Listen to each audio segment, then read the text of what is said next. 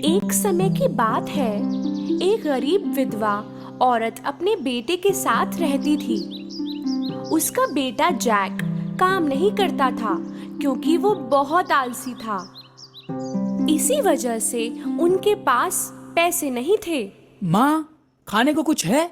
मुझे भूख लगी है। दिन गुजरते गए, वो लोग और गरीब हो गए। एक वक्त आया जब उन्हें अपनी गाय मिल्क वाइट बेचनी पड़ी क्योंकि वो उससे खिला नहीं पा रहे थे। जैक के माँ ने उससे कहा कि गाय को बाजार ले जाकर सबसे अच्छे दाम में बेचना, शायद फिर वो खाने के लिए कुछ खरीद पाते। बाजार जाते समय जैक को एक अजीब दिखने वाला बूढ़ा मिला। उस बूढ़े आदमी ने गाय की तरफ देखा और जैक से कहा, हेलो मेरे बच्चे, अगर तुम मुझे तुम्हारी गाय दोगे तो मैं इसके बदले में तुम्हें काफी कीमती चीज दूंगा। जैक ये सुनकर काफी खुश हुआ। बूढ़े आदमी ने 5 बीन्स अपनी जेब से निकाले। बीन्स? पर ये जादुई बीन्स है।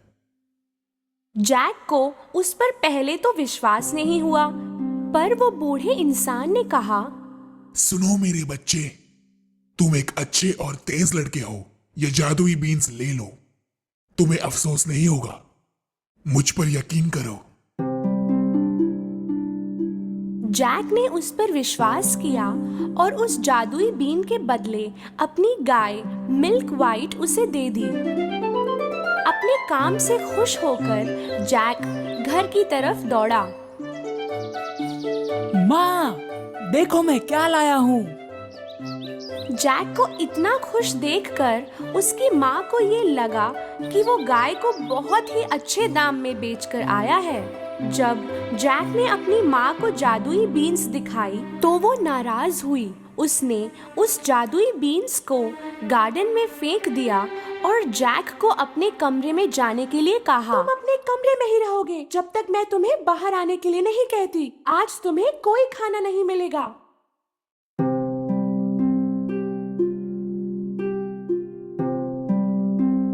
सुबह जैक ने अपनी खिड़की से बाहर झांका तो वो हैरान हो गया। उसके कमरे की खिड़की से उसने देखा कि एक पौधा बहुत तेजी से बढ़ रहा है। ये ना तो कोई साधारण पेड़ था, ना कोई फूल, ये जादुई बीन का पेड़ था। जैक ने उस विशाल बीन के पेड़ पर छलांग लगाई। उसके टेढ़े मेढ़े पत्तों पर सीढ़ियों की तरह चढ़ने लगा।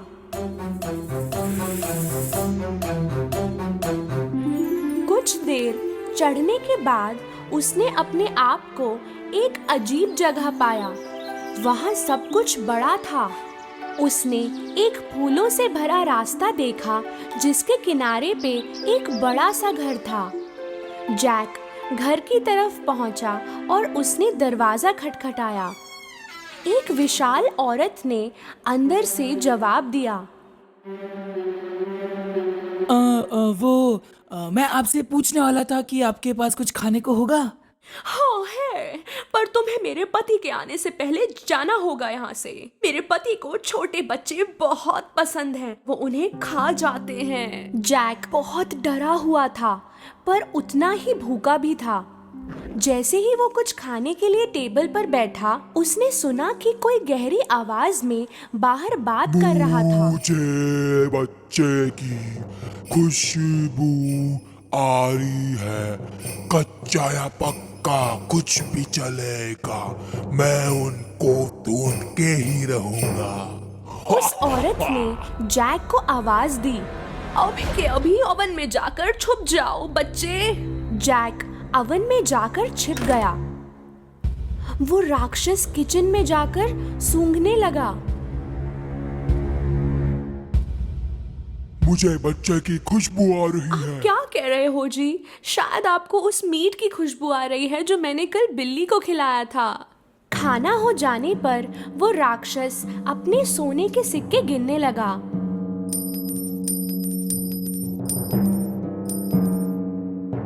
कुछ देर बाद वो गिनते गिनते थक गया और सो गया।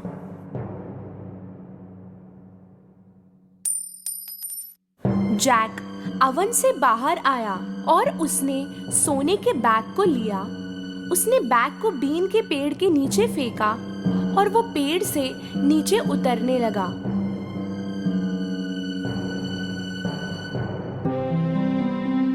उसने सोने से भरे बैग को उठाया और घर के अंदर दौड़ता हुआ गया।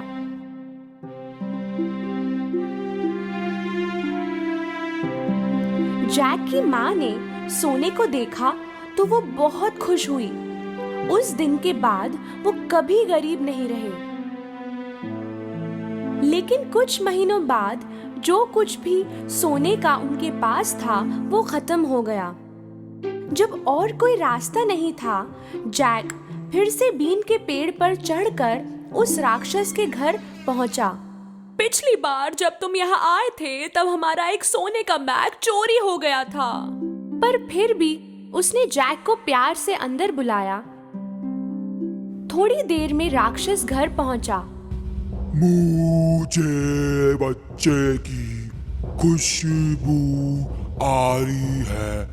कच्चा या पक्का कुछ भी चलेगा, मैं उनको ढूंढ के ही रहूंगा। राक्षस की आवाज सुनते ही जैक अवन में जाकर छुप गया। खाना हो जाने पर राक्षस ने अपनी पत्नी को मुर्गी लाने के लिए कहा।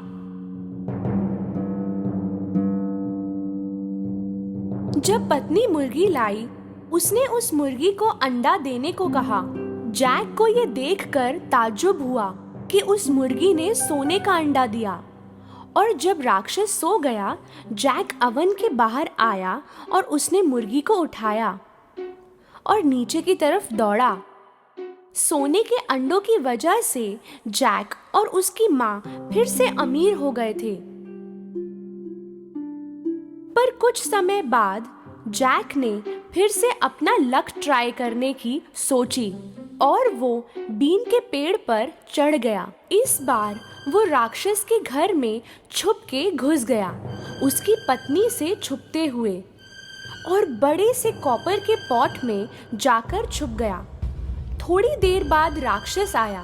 मुझे बच्चे की खुशबू आ रही है। कच्चा या पक्का कुछ भी चलेगा, मैं उनको ढूंढ के ही रहूंगा। इस बार राक्षस की बीवी ने जैक को पकड़वाने का तय किया। अगर कोई बच्चा है तो शायद अवन में होगा। जैक कहीं और छुपा था। राक्षस और उसकी पत्नी ने सारा घर छान लिया, पर उन्हें बच्चा नहीं मिला।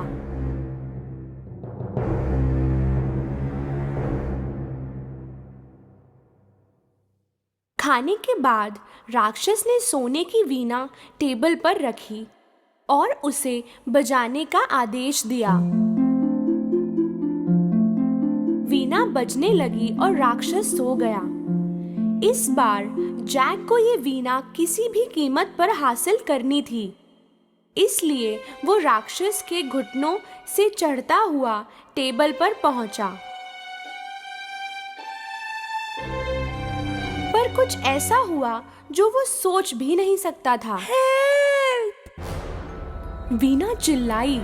जैक ने वीणा को अपने पीठ पर लेकर टेबल से छलांग लगाई। राक्षस उठ गया और जैक के पीछे दौड़ा। जैक बीन के पेड़ से तेजी से उतरने लगा और राक्षस उसके पीछे।